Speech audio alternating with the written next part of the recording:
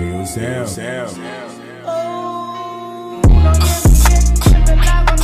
it up. 15, I told my mom I'm gon' run it up. Rockin' shoulders back to back, feel like I'm coming up. All right. Yo, what's good? It's your boy JT, man, and welcome back to the JaireTariq show. And I have a very special guest here. I'm gonna wait to introduce him, but I do want to say one thing before we get started. Be sure to follow me on Instagram at the JaireTariq show, as I post just about every other day.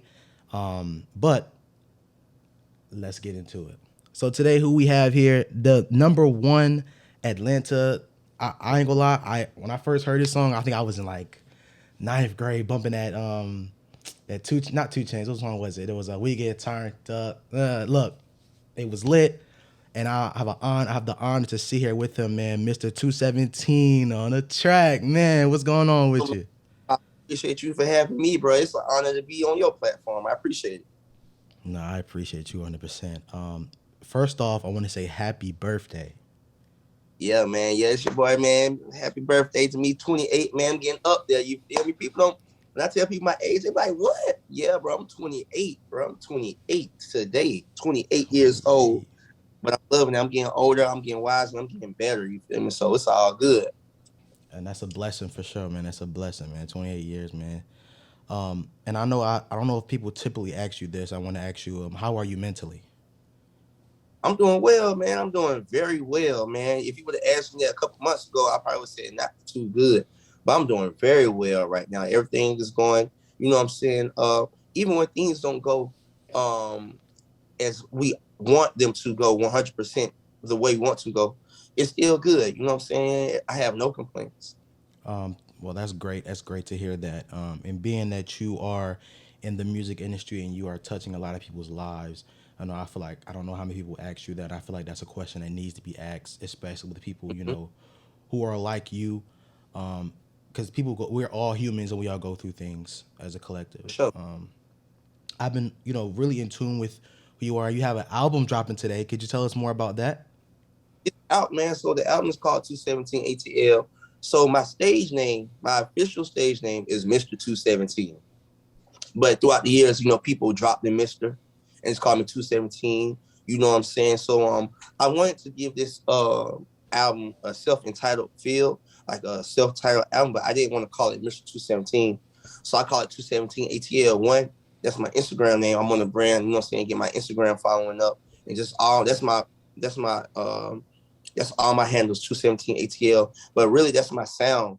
My Instagram used to be TWO, the number 7, TEEN, spelled real ugly, 217. But then when I started, and back in 2014, 2015, when I started realizing who I was, the sound I was bringing to the game, who I was to Atlanta, I was like, bro, I'm finna change my Instagram name to 217 ATL. And that's who I am. I'm 217. I'm Atlanta. You know what I'm saying? I resonate with the real Atlanta. You know what I'm saying? The snap crunk movement, you know what I'm saying? That's where my heart is at. There's many facets and many, you know what I'm saying, genres and pieces of me, but what I love giving to the world is that ATL part of me. So yeah, the album is called 217 ATL, slick, self-entitled. It's me, you know what I'm saying? You got my faith on there. You got the dancing on there. You got the love life on there. Mm-hmm. You know what I'm saying? You got the streets on there. You know what I'm saying? All into one, everything that makes me me. So that's what it's called, 217 ATL, and it's out right now. And I actually listened to the whole thing today, earlier actually. And Thank you. I love when people actually listen to it. Like, it's cool. You stream a couple songs, but when you listen to it, so I just got to interrupt you. Thank you for listening to it all the way. Thank you. Man, no problem. The first song is what really made me want to keep going because, like, it was a very powerful message behind that very first song. That was a great intro. Like, you really put it together really, really good. Thank you.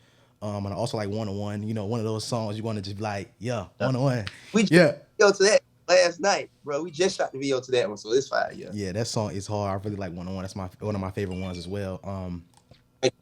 But you spoke on, the Atlanta culture, the snap, crunk, hey, lean with it. Me personally, I'm from Delaware. I'm from up north. And so it's two different cultures. And so up north, growing up, I was doing the Wu-Tang and we call it crunk dancing too. So I was kind of like, I was kind of like crunk. I'm like, hold on, my crunk is a little different. But then Yeah. that's what really drew me into Atlanta cultures because it's similarities, but it's also different. And like somebody like you who are one of the pioneers for sure, it's like I want to come and give you your flowers because they mention the Soldier Boys and the Big John, all those people, but they also need to mention 217 of our generation because you are definitely one of the front runners and the pioneers for sure. Thank you. I appreciate that, man. Thank you. So now that we got down the music aspect, I want to speak on something else, right? So I Mhm. wrote a book about mental health when I was 16 or whatever in my high school. I went to Westlake. Are you familiar with that? Yeah, for sure. Wesley, for sure. So I wrote a book about mental health, and it was called I Will Prosper. And one of the things I spoke on is different ways to cope with mental health, anxiety, depression, and things like that. I wanted to know, what do you do to keep yourself up to shape mentally? Hmm. For sure. So one thing is, I tell myself this all the time. I really, no, not, I really believe, it's not that I believe this. This is a fact. God has not built our minds, bodies, souls, and spirit to consume information the way the world is given to us at such a rapid speed, pace, and stuff like that. Like, it's unhealthy to be on social media every day, keeping up with people's lives every day, Mm-hmm. every single day. That's not good for your mind. That's not how it was intended for us to receive information. So the one of the biggest things is when I really need to get my mind right, I get off of every social media thing. I get off all social media and live in the real world.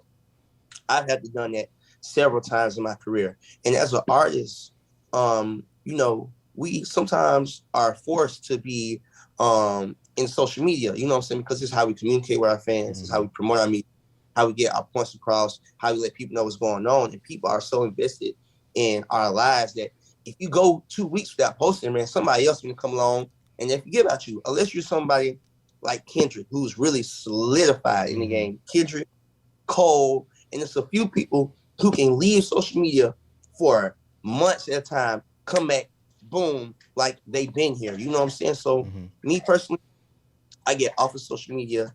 I tune in with God, you know what I'm saying, my spirituality, my faith. I put my mind on what really matters in life. You know what I'm saying? My family, helping others, and and that helps me. You know what I'm saying? So like I told you, if you would ask me a few months ago how was I doing, I wasn't doing too well. You know what I'm saying? Sometimes like as far as anxiety, as an artist or producer, to perform, Mm-hmm. or damn, I'm not doing good, or my song not doing well, or just all that stuff, man. And then, personal life, and then, pride, ego, just so much stuff that can factor into, I'm saying, somebody just like not doing well. Mm-hmm. And, I wasn't doing well, but I bounced back, so I did what I had to do. I got on social media. I even unfollowed everybody, but like I unfollowed everybody. You know what I'm saying? I let them know what was going on. And that really helped me. I unfollowed everybody. I feel like I was following things that was bad for my mind, Mm-hmm. heart, spirit. I followed everybody, got off of social media for like a whole 2 months. And I got my mind right, and I come back home. You know what I'm saying? Mm-hmm. And that's what I do. You know, that's what I do. And that right there is definitely one of the things that I talk about as well is disconnecting yourself from the false world and really getting in tune with yourself. It's all about self-care and self-love, and really getting in tune with yourself.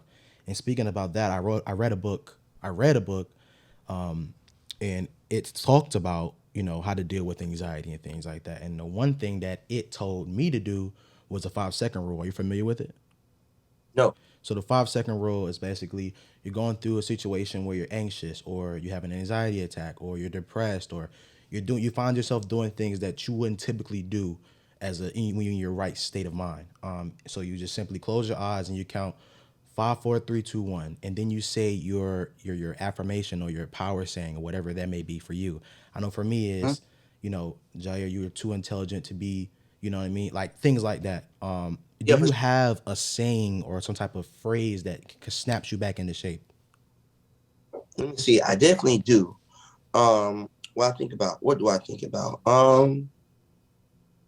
What I think about is, what I'm saying, like I'm going through some stuff right now. You know what I'm saying? Some of my closest friends, like I feel like they deserted me for no reason, or you know what I'm saying, like they really got hostility towards me for absolutely no reason. You know what I'm saying? And when things like that go on, or when things like that go on, or anything go on in life, this might sound crazy, bro. Okay. What keeps me on a good mental headspace is, I tell my wife all this all the time, and she's like, "What?" I think about death, bro. Mm-hmm. Whenever things go wrong, whenever things just not seeming right, I think about death because one, my faith, I believe that one day I'll be in heaven with God. You feel me? Mm-hmm. And when I think about death, it makes me analyze every decision. You know what I'm saying? If I was to go today, or on that day, if today should be the day, is this something that I would think about? Is this something that would impact me on the long run? And when I ask the question, is no. Mm-hmm. You know what I'm saying? Like I think about okay, you know what I'm saying? Thinking about death is the anchor of my life. You know what I'm saying? Because that's ultimately where we're headed, Right. where we are. You know what I'm saying? Unless, I believe, unless Jesus come back before then, he raptures us up. Mm-hmm. So I'm a firm believer that. Like, until then, should we head to the grave? So thinking about the day that I leave this earth really checks everything. You know what I'm saying? Okay, oh, my album. Are people listening to it? Or this and that? Do people like it? You know what I'm saying? Let me think about God. Let me think about the day I leave Right. this earth. Really matter if my followers go up or down? Will it really matter if my friends turn against me? No. What matters? God matters. Doing what he has for me to do on this life matters. Mm-hmm. That's what I think about. And instantly, boom, I get back. You know what I'm saying? And it's not a phrase I tell myself. It's just something I dwell on. Mm-hmm. I think about instantly every single time. Every single time. And it even keeps me from doing bad decisions. Okay, if I want to go off the rails and do something I know I'm not supposed to do, okay, how if this was to get out to the world, that I did something I wasn't supposed to do, how would this affect my legacy when I'm gone from this earth? Like, is this something I really want something attached to my name when I leave? No, that's not something I want attached to my name. Let me not do that. You know what I'm saying?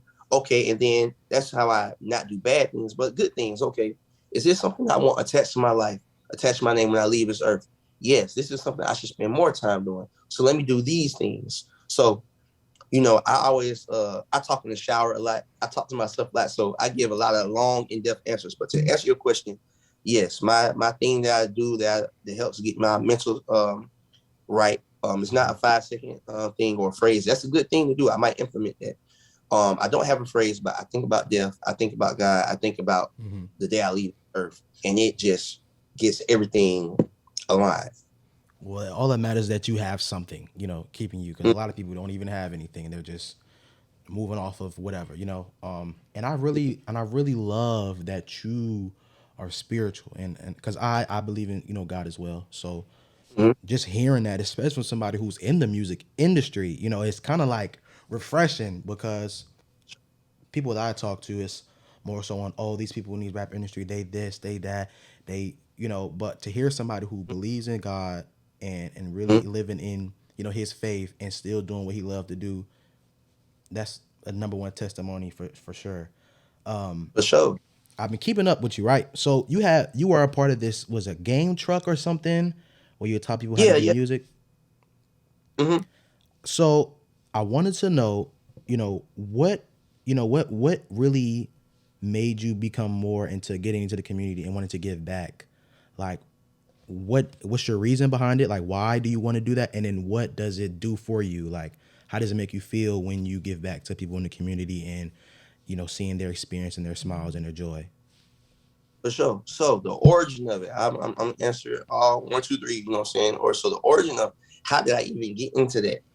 Now so the person that you see, 28-year-old 217 is not the same person as 21-year-old 217 when I was, at the peak of my career. You know what I'm saying? As production, like I'm a very different person. You know what I'm saying? So when I did start walking in faith, I left that world that just toxic stuff. I left that world and I just started, I started going to church. I started meeting people.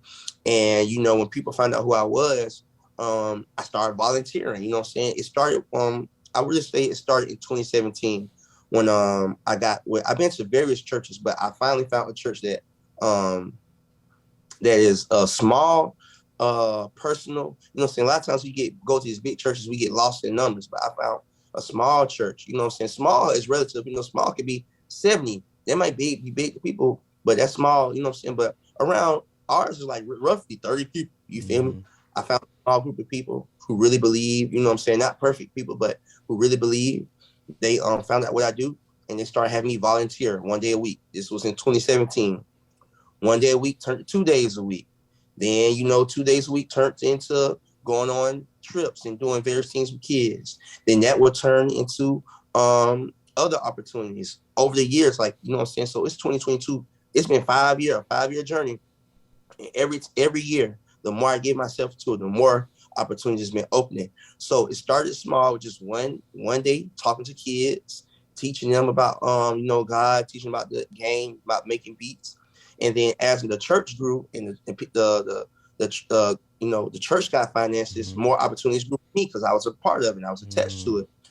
Long story short, it grew until the church got more partners. So one of the partners was this dude with the game truck. You know what I'm saying? So our church merged with his company, and that's how me start teaching people how to make beats on the game truck started happening. So why do I do that? Two reasons. The main reason is because that's what God wants us to do, to give our time and energy to those who are less fortunate. You know what I'm saying? Not even less fortunate. It might be people in a good neighborhood, good family and stuff who just don't know, like, what I'm saying, what to do. Just anybody. I teach people, you know what I'm saying? But also Bankroll Fresh, man. He took me on his wing for absolutely nothing. You know what I'm saying? Just because he liked me, just because. And he showed me around the world. I said, bro, how can I repay you, bro? Like, how can I ever repay you? And he said, bro, what I did for you, do it for somebody else. And that stuck with me for the rest of my life. Like, I live by that, like, to give, to teach, to show the way. Because he did it for me and it changed my life. Like, I love, like, showing people, you know what I'm saying, how to do something that might change their lives. And the final reason, what does it do for me is, it feels good. It's like when people come back like years later, 2 years later, 3 months later, like, dang, bro, what you showed me, bro, I went and I've done this with it. Or what you showed me, team, bro, like I went and did this, like helping people change their life, like, you know what I'm saying, especially minorities, especially in the hood. Like, that's the main thing, you know what I'm saying? So yeah, that's where it all came from. And thank you for that too. Yeah. And even I may not have attended your session with the kids or whatever, or I may not have been, on the other end of receiving that, but just looking and watching what you're doing, it also helped me too, and it just, you dropping the knowledge on here is also helping everybody else. So For just sure. thank you for that, for sure. Now I wanna get into this. I ask a lot of people this, right? Because I'm from up north and you guys are from the south, and I wanted to ask, could you give me one childhood story that you, when you're at a cookout and you're with your family and you let them know, just give me one childhood story. It has to be a cookout or something? No. I'm just saying, you with family and you letting them know, like, there's like 217. You remember when you did this Oh, team? You like, remember when you? a story. Yeah. This is one of my the first time I heard Laffy Taffy by D4L. So down here, you know what I'm saying, in the South, we big on skating rings. So this is like, you know what I'm saying, 2005 or whatever. So the first time I heard Laffy Taffy, so we got the skating ring called Golden Glide, one of the legendary, you know what I'm saying, skating rings in Decatur, you know what I'm saying, or Atlanta, you know what I'm saying. So there's a time period for the kids to skate. But after a certain time, you know what I'm saying, they allow you to go on the dance floor and girls be twerking and stuff. So I think that time's like 10 o'clock or something. So, everybody's skating or whatever. So, it's like 9:55 or something. So the DJ, I need everybody to clear the dance floor. You know what I'm saying? It's so legendary. I've never seen the DJ's face, but we all know his voice. It's like on some Wizard Killer stuff. So we never seen the man's face, but we know his voice. So he like, bro, everybody's clear the skateboard. So, it took like, a couple minutes for all the kids to get off, return the skate rentals because they cleared the dance floor. So, down here in Atlanta, we got the Peach Drop and the New Year's, like we do the countdown. So, all right, so it's the countdown. The skate floor is clear. You know what I'm saying? It's like on some, like the kids, we all alongside the skating ring just waiting to get on the floor, but it got to be 10 o'clock first. So the DJ countdown, 10, 9, 8, like we all counting down the whole skating ring. 7, 6, 5, 4, 3, 2, 1. Dun, dun, dun, hey, Hey. I'm hearing the song, I never heard the song. It sounded so beautiful to my ears. All the kids run to the floor. So girls started dancing. So in Atlanta, I think everywhere where you go, if you want to dance with a girl, you get behind the Yeah. girl. I've never done that in my life. Like this is my first time really seeing this. And like I'm a little kid, bro. Like this is my first time seeing any of this ratchet behavior. So I'm looking at one of my friends. So this girl, she was just dancing. One of my friends said, "Bro, go." I was scared. I was like, "No, I'm not gonna go behind her." So he just pushed me, and I got behind the girl, and she started dancing. Hey. And that was the first time I would never do nothing like this today or teach my kids to do it. But it's a funny song, like just like that's my first time hearing Laffy Taffy. One of my favorite songs that changed my life from D4 Well. And it was that night at the skating ring, you know what I'm saying? And like it was legendary. Like that's a legendary story for me, bro. You feel me? Yeah, that's crazy because I got my first dance at Skate Town. So I'm already knowing about the skating ring thing. I'm already knowing. Out here because I'm not knowing how long you was up north. Oh yeah. I've been down here since 8th grade, so probably about 6 or 7 years now. What year that is for you? My 8th grade is 2008. My 8th grade was 2015. Dang, I'm like 7 years older than you. Yeah. It's cool. Look, one thing I was real insecure about was about, you know what I'm saying, and I'm not mean to throw y'all talking, but it's just come to me.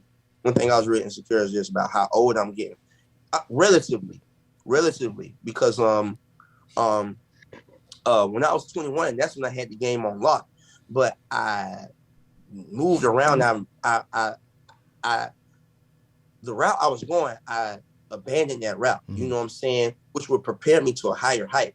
So I always, you know, sometimes think like, man, dang, bro, at 21, I could have been here. I could have been top of the world, but you know, and now as I'm 28, you know what I'm saying, I'm like, dang, like I'm getting, you know what I'm saying, I'm close to 30, like I'm 30, bro. You feel me? But the other day, I met some fans of mine, like, you know what I'm saying, like I really use that word. I don't use that word loosely, like, you know what I'm saying, but they let me know that they were fans. You know what I'm saying? I don't call people fans unless they say that themselves. So this is like 4 days ago, I met some fans of mine. It was 15, 16. I was like, bro, 217, bro, we love your music. We listen to everything you put out, bro. We love everything you do, bro. We love you, bro. You know what I'm saying? They were just telling me, you know what I'm saying? And I was like, dang, bro, you know what I'm saying? I'm 28.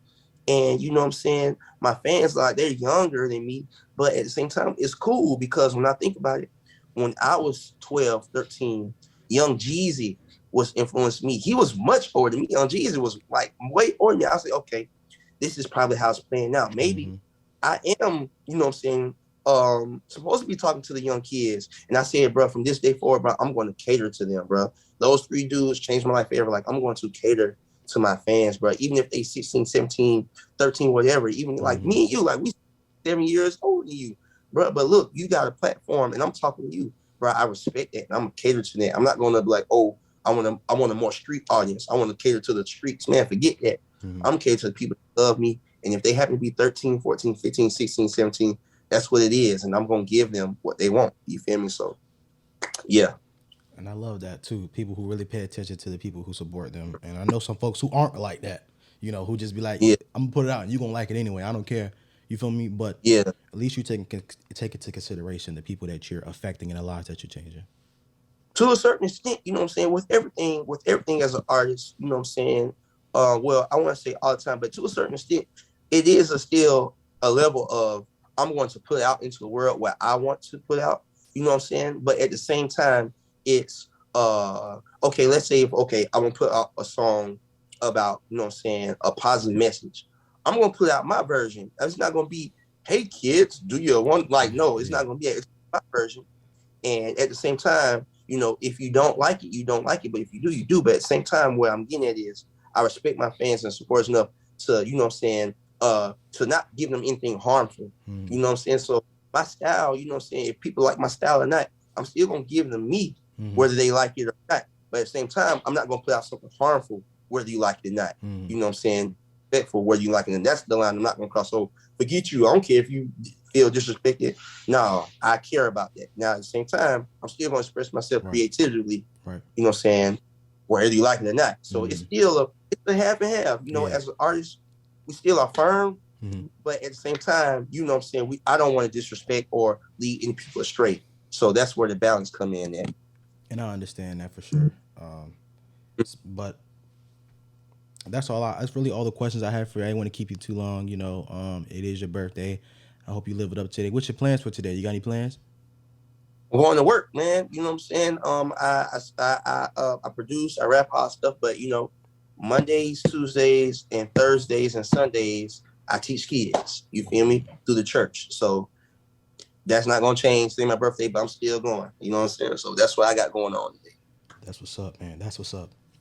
Well, all right, man. Appreciate Thank it. you for coming on here and being able and talking to me for sure. If you could shout out No your, problem. your Instagram and your socials and stuff. Hey man, it's your boy 217 ATL is out right now today. And that is also my Instagram handle at 217 ATL. That's where I am the most, but I do have a Twitter. I need to actually tweet on there today. My Twitter is Mr. 217 ATL, MR217 ATL. That's really it. You know what I'm saying? TikTok 217 ATL. I do be on TikTok. You know what I'm saying? So yeah, y'all can follow me 217 ATL. For sure. Follow my man. It's your boy JaireTariq, aka JaireTariq on Instagram, and follow me on the Instagram at JaireTariq Show. And I'll catch y'all guys later. Bow.